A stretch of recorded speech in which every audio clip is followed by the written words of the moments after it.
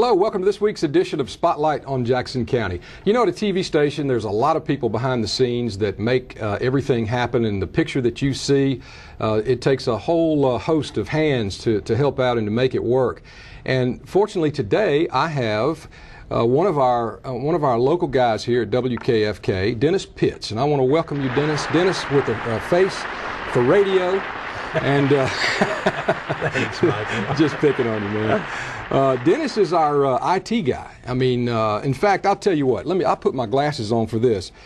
He's got so many hats, it's hard to tell all. IT manager, graphic artist, multimedia designer, user interface specification analyst, website designer, webmaster, programmer, video editor, and a writer. And in fact, the last portion of that is why we are here today with you. Dennis has written a book, and it's called Dimensional Doorways. Oh, do I get to hold it up? You get to hold the book up. You hold it up right there. And I know you want to do some special effects because you got all those computers and all those things that you can do. So, but Dimensional Doorways is Dennis's new book. It's out. And tell us how, Dennis, that we would be able to get a copy of this. You can go to my website, planetdenn.com, or Walden sells I'm sure that's going to pop up on the screen at some point if you're going to edit this. Right here. Planet Den. There you go. And Walden's bookstore has a bunch of autographed books that I signed for. Oh, great, great, great. Well, hopefully this will help people to go out and buy it. And it's actually, I've read a little bit of it. As you know, I haven't been able to finish it. I keep 5 or 6 books going at one time, and I have a difficult time finishing books. But I'll read a little bit of this one and a little bit of that one. Do you read books that way, or do you have to read them cover to cover? I'm in the middle of 15 things all the time, but it all has to do with computers. So I get to write books, but I don't have time to read books. Yeah, I know what you mean. In fact, I have the sequel to this book already written, ready to be published. Oh, really? And what's the name of your new one? Can you say? Next Dimension. Next Dimension. So you're into that dimensional stuff. So far. And you know, the theme of this book, as I was reading the synopsis the other day that you gave me, I haven't had an opportunity to read it, and I apologize for that. But it's long. It's a long book, and truthfully, it's like a sci-fi book. Mm-hmm. And when I start reading a sci-fi book, I like to read it all the way through, because if you don't, you forget, and it's kind of every paragraph, everything that you read in there leads to the next one. And but this is about some guys finding the Ark of Knowledge. Ark of Knowledge. Ark of Knowledge. And so as you can imagine, the Ark of Knowledge, wow, that just sounds like something neat in itself. Give me a little bit of your synopsis of this book and how and what the Ark of Knowledge means to these 2 boys. 3 boys. 3 boys. Yeah, it's 3 first cousins. One of them's dad is in the very first part of the book. They are given a box by an alien race who foresees the demise of Earth. They see what's going to happen, and they don't want that to happen, but their laws prevent them from doing anything about it, physically putting a hand in on doing something about it. Even though they have the knowledge, they can't use it. So what they decide to do is to give the box to the boys, and within the box is all the knowledge they'll need to defend Earth when they're older, and they know that it's going to take them years to figure out what all this is about. So that's what it's about. The boys get the box, and they grow into very honorable men who take this knowledge and gain great wealth, but at the same time help Earth. So it's a very, very interesting story. And I love stuff like that. And you and I were talking before the show about Battlestar Galactica. Yeah, I love that. And I watched that. And, you know, I got to tell you, from way back, I mean, I'm a Trekkie fan. I mean, I love William Shatner and Leonard Nimoy and all the cast of characters from Star Trek. Look, I'm old enough to remember Lost in Space and, you know, some of the older shows that I watched when I was a little boy, you know. I mean, those were great shows. One of my favorite cartoons was even Space Ghost. So I'm into science fiction. I like it. I like it a lot. Dennis, let's talk a little bit about you. Now, you work here at WKFK, and you do all of the things aforementioned. But what about your background? Where are you from? Memphis, Tennessee. My wife and I moved down here 30 years ago. We came down here on vacation. In 1978, we moved down here. But we came down 3 years in a row going to Dauphin Island and just fell in love with the area. We both worked for Bell South at the time, South Central Bell at the time. had 2 good jobs, but we quit our jobs, sold our home, moved down here, started life all over again, and haven't regretted it at all. And what did you, initially when you got here, what did you do? I was a journeyman electrician at Ingalls. So you stopped a great job with the old Ma Bell back then, and now Ma Bell again, I guess. Right. That was quite a circle that they went through. But you left Memphis, and you came down here and started working at the shipyard as an electrician. Which was a lot harder job, but it was a great area. We just really loved the area. You have to realize, too, that we moved from a very crowded city, Memphis, which has a lot of problems.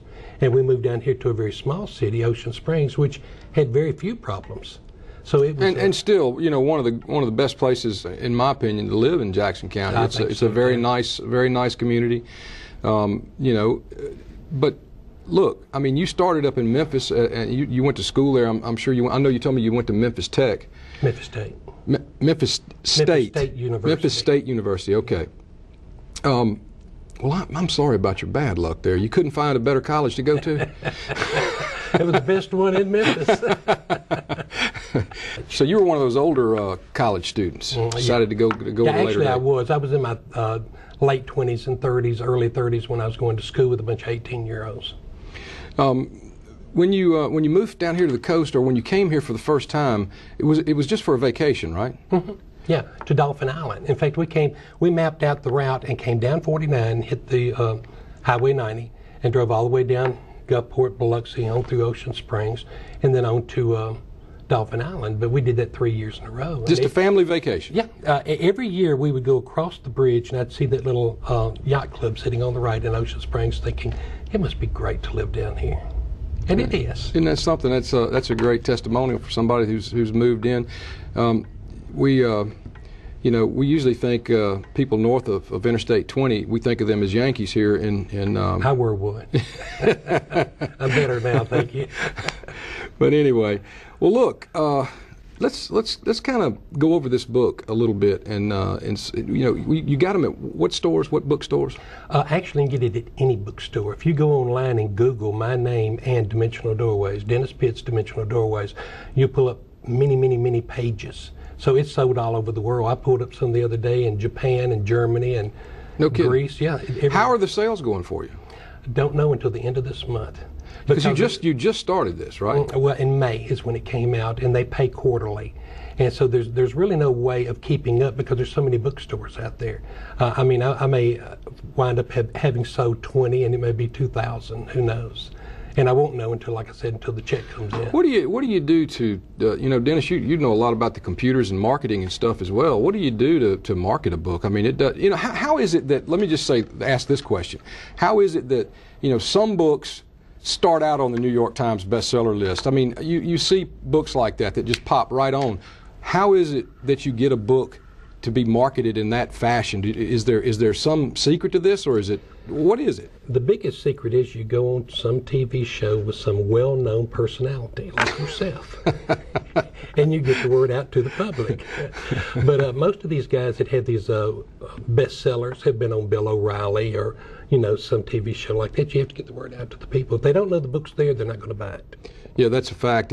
But you know, you see a lot of these politicians write books, and theirs go to the New York Times bestseller list because they know they're in that circuit of all of the news people that, and those news people want to help them because they want to keep them coming to their shows and keep interviewing them. You know, there's a fine line in the media between offending somebody and you never get them back on your show again and trying to ask them the tough questions. You know, there's a very fine line there. But when they're selling books, you know, that's the first thing they plug when they get on there, and they're always getting a lot of help. Maybe you need to run for office. No. I have enough problems here. That's not in the plan. Just keeping everything working. Well, I can tell you I've done it, and I've won one and lost one, and let me tell you. Better to win? Winning is always much more fun, but at the same time, you know, my life took a total different direction when I lost, and it was good for me. So, you know, I tried to make a positive out of it, and it worked out for me. But I have no interest in politics anymore as far as being an elected official. I like to interview them and talk to them, and understand politics, and I enjoy it. I watched the Democratic National Convention last night. Oh, I bet that was fun. It was, and Tim and I talked about it on the radio this morning, and we had fun with it. But that's about all I can tell you about my knowledge of politics and the media. Of course, here at WKFK, you are the one that takes care of all the computers. Somebody stuck their head in the door just a few minutes ago, right? So the internet was down. The internet's down. So tell me real quick, tell me about WKFK's internet site and how to access it and some of the functions of it. You can go to WKFKTV.tv or .com, either one, and take you to the same place. And on our site, I've tried to build the site up since I first came here 3 years ago. It was we hardly had a site at all, but now you can go in and watch archived shows, and those will continue to be put on. You can find out about just any information you want, the program guide. Is that tough keeping up with, Dennis? Yes, it's a full-time job. I go home many days and work on it from the house. You have the capability of working from home, too. Yeah, it's just like I'm sitting in front of my computer. I can sit in front of my computer at home, and it's just like if I'm sitting back in my Why would you want to show up here, then, if you can do it from the house? Mr. Kid makes me. Because of things like the internet being down. Dennis Pitts, WKFK employee and an author, got a new book, Dimensional Doorways. We sure appreciate you coming and taking time to spend some time with us here on Spotlight on Jackson County. Thank you, Michael. We'll be right back after this. Welcome back to Spotlight on Jackson County. Michael Paul, your host here. Got our favorite sheriff, Mike Bird. Golly, hadn't seen you in a while. How you been? Last time we talked, busy. Last time we talked, we were doing a search and rescue. That's correct. And you took me up in your helicopter. Mm-hmm.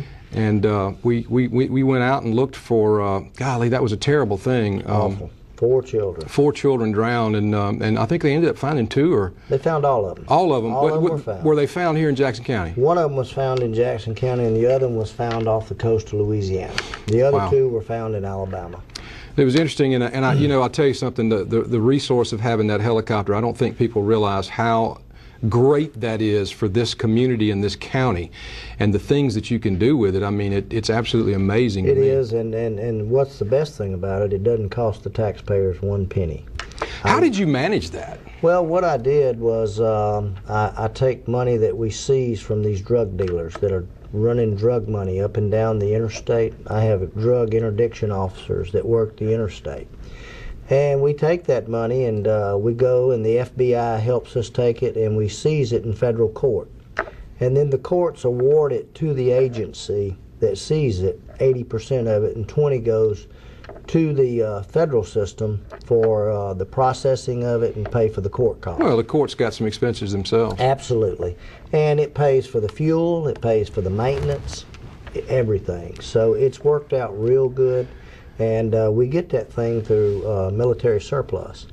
And military surplus, when they are ready to get rid of equipment like that, it's not only helicopters, they get rid of trucks, jeeps, armored personnel carriers. Now, I noticed you had one of those behind the department. Got 3 of them. What do you use those for? That's the only way we could get around after the storm, of all the debris and everything, because if you went across the debris in regular cars, you tear them up. Flat tires, right off the bat. So they're nice to have. Absolutely, they're amphibious. No kidding, no, you can actually float. We actually made some rescues during Katrina with them. So it worked fantastic. Katrina was obviously one of the worst case scenarios that we've seen around here, but I guess we can move fast forward a little bit to Gustav. We experienced that this past week. And man, did we dodge a bullet. We dodged a bullet, but did you, as far as the way everything worked out, the emergency services, your office, the communications, all of that stuff, did you find anything that you wanted to change, or is there anything, did everything work as you expected? Well, we had a lot of problems on the interstate with traffic going eastbound, not only on I-10, but also on Highway 90. You're going to get me started now. Well, several accidents we had that we had to work. I received a call from the Highway Patrol the day before they started their contraflow, and they advised me where they would be working the area, and I told them that we would cover the accidents that happened in Jackson County. Now, there wasn't that serious, but when you have one fender bender and you're already bumper to bumper. You can How see did your the problem. officers, how did they get to the scenes? Did you use motors or did you use cars? We had motorcycles and we had cars, and the thing about it is we had to go down the shoulders of the Sure, road. and that In the- takes time. Absolutely, and in the medians also. But we cleared them up as quick as we could, but the traffic was tremendous. Well, there was a big mix-up apparently. The contraflow is supposed to go up 59 and up 55 north. That's correct. And I thought that the agreement was, and I had talked to Butch Loper about this. Butch was pretty hot about it, about the fact that, you know, they didn't close 90 and they didn't close 10 coming into Hancock County. Lost my pen.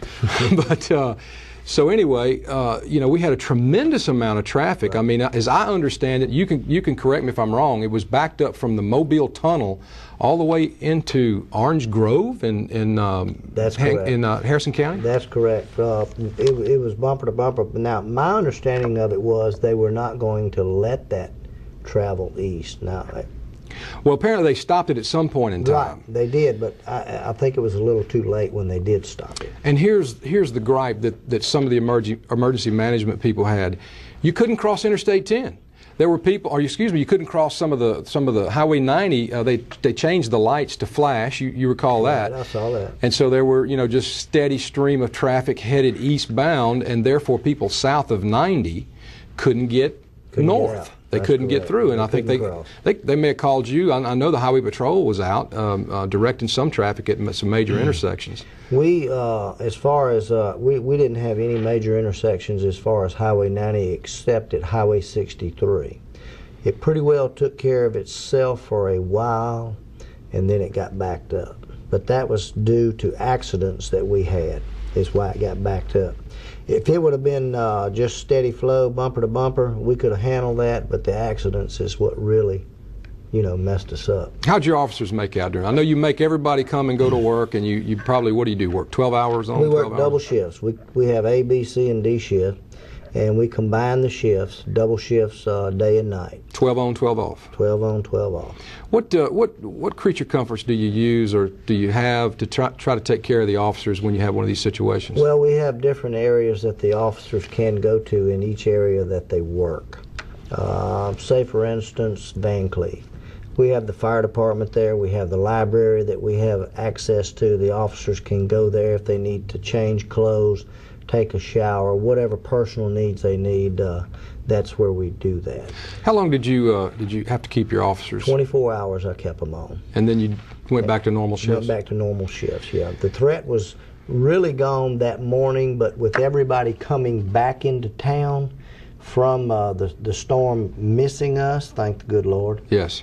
I kept them on an extra 12, which was good. You'd be surprised at the domestic calls we had. You don't even- Unbelievable. You don't even think about that. No, we had people fighting. We had people drunk. It was unbelievable. We locked up 12 people in a 12-hour shift. That's a lot of folks. A lot of folks. Most of these domestic people just, I guess when everybody gets together and they get nervous from a hurricane, they start taking it out on each other. And they'll start drinking, which is something that, you know, we try to, you know, tell these folks before all this happens, you know, don't get mixing alcohol and things like this when they get together. A lot of times families are going to stay together for these storms, and I guess they can't stand each other too long. Well, I know that it can happen. Do you have anything that you would change, like the contraflow? That I mean, would you stop that traffic a little earlier coming into Mississippi? Absolutely. I mean, Governor Barber was the one actually, you know, that in the emergency management of Mississippi, they were the ones that were in charge of this, and apparently signed a deal with Louisiana. I don't know all the details. I don't either. But apparently, the Louisiana state troopers were supposed to stop them at 10 and was it 59 that goes out of Slidell North? And I don't think that happened No. until late. Maybe Sunday. Right, and I don't know if they were just trying to get as many folks out as they could, as quickly as they could, but you know yourself from what you saw how backed up it was. So if I had to change anything, I would shut it off quicker. Well, it makes more sense if a storm is bearing down on New Orleans for people to go north and to go west. Because, you know, we aren't really capable here on the coast to take in a bunch of folks from Louisiana, and we're getting, you know, storm surge, Right. which is what you normally get on the northeast quadrant of the storm. And we had several one shelter for sure that we had people from out of state trying to go to, and we were already full, and we had to turn them away. Just give them directions, I guess, north to the next available shelter. Any problem on the surface roads during the storm? We had water out east over Orange Grove Road. The river came up at Prescott and Cochran. We had to shut those roads down. Also, the river came up at Wade Van Cleve, where the river crosses up there. Came up over a couple of roads going down into the river swamp. We had to shut those off. What about Highway 57 right there? Not a problem. No problems on 57? Sir. Not a problem. I know sometimes if you get enough rain, there's a little bad spot right there by Coles Drive-In, That's I correct. guess. Now, they had water that came over down there, but they went around through High Water Road. Sheriff, you got a $2 million increase in your budget this year. I know that probably sounds like a lot to some people, but you got a cost of living increase for your deputies. That's correct. You got, I'm sure that there must be a gas surplus amount in that budget. I know it was killing the departments that have to use a lot of vehicles, like the Sheriff's Department. Right. Also, the road department, it affected them. When gas went up, our monthly gas expenses doubled. But you can't stop patrolling. No, you can't. You have got to keep officers out on the street because crime's going to increase and things like that. Most of the increase that we did get, we had a cost of living raise, which every county employee got the same. And then we have this other money is for equipment. I have a lot of patrol cars that have over 100,000 miles on them. They're dangerous. It's time to change those out. As you said, the gasoline, things like that. And then we just moved back into our offices in the courthouse. There's some stuff there that we're going to have to... I haven't been down there. Have you moved the big trailers out of the way? Big trailers out of the way. We've got a street to drive down. We've got a street to drive down. I kept worrying that somebody was going to run in the back of that trailer and injure you in an accident. We had one truck back into it, but it didn't hurt anything. All the time it's been there, 3 years actually it was there, and nobody... No accidents. No, well, the one truck. We had to put it there simply because of the security to the courthouse. Absolutely. The sheriff has custody of the courthouse and is in charge of the security. So it's for a safety factor, the reason why it was there. So we were so close, and we stayed out on the front lawn for 3 weeks. That's where the sheriff's office was on the front lawn. I know. You got to do what you got to do in tough times, I guess. Absolutely. Well, is there anything else you'd like to add? We got about 45 seconds left. Well, I want the public to try to help us. We're still trying to get our radar bill passed. We have got to slow people down. As I've told you before in the past, our accidents that we are investigating, 90% of them are speed related, and we've got to do something to slow people down out in the county. People need to just call their local legislator and tell them. Absolutely. Help the sheriff get radar. Because the officers that go through the police academy, the deputies, they have to be certified on radar before they can graduate. I know it. So, Sheriff, it's great seeing you again. Thank you for stopping by, and we'll talk to you again soon. Thank you. Thanks for joining us this week on Spotlight on Jackson County. I'm Michael Paul. See you again next week.